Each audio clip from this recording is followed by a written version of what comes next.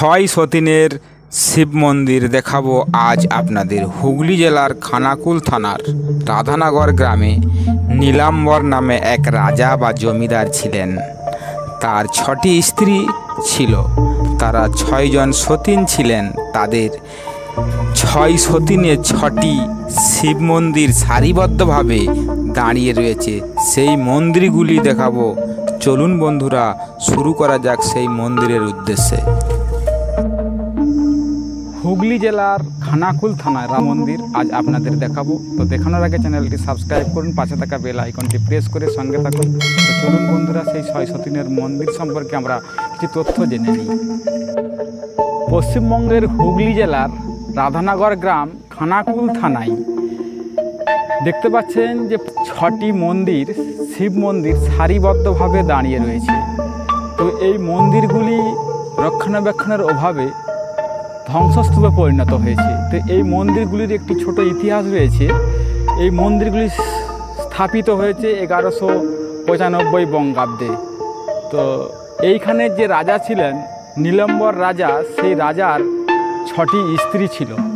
সেই 6 সতীনের মন্দিরগুলি পরপর সারিবদ্ধভাবে দাঁড়িয়ে রয়েছে।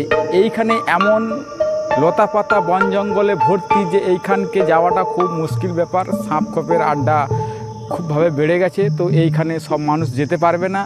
এই জায়গাটিতে একসময় প্রচুর মেলা চলতো। এটি একটা নদীর পাড়ে এই রাজা, এই জমিদার 6 সতীনের যে শিব মন্দিরগুলি পরপর সারিবদ্ধভাবে তৈরি করেছিলেন। দেখাচ্ছি আপনাদেরকে, দেখুন সেই মন্দিরগুলি খুব সুন্দরভাবে সাজিয়ে সারিবদ্ধভাবে রাখা রয়েছে। সেই মন্দিরগুলি আপনাদেরকে, সেই মন্দিরগুলো দেখুন, একে একে আমি দেখাচ্ছি, দেখতে থাকুন বন্ধুরা। যে সেই 6 সতীনের যে নীলাম্বর রাজা ছিলেন, সেই নীলাম্বর রাজার যে 6 সতীন ছিল, 6টি স্ত্রী ছিল, সেই 6টি স্ত্রীর 6টি শিব মন্দির পরপর সারিবদ্ধভাবে দাঁড়িয়ে রয়েছে।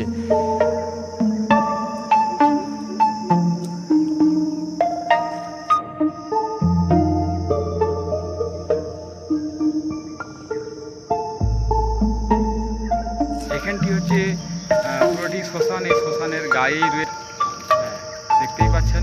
আপনাদেরকে সম্পূর্ণ ভিডিওটা ঘুরিয়ে দেখালাম বন্ধুরা। মন্দির সেই 6 সতীনের মন্দির। আজ এই পর্যন্তই। পরবর্তী ভিডিও নিয়ে আবার দেখা হবে, নতুন জায়গায় নতুন ভিডিও নিয়ে। তো বন্ধুরা সঙ্গে থাকুন, সহযোগিতা করুন। সবাই ভালো থাকুন, সুস্থ থাকুন।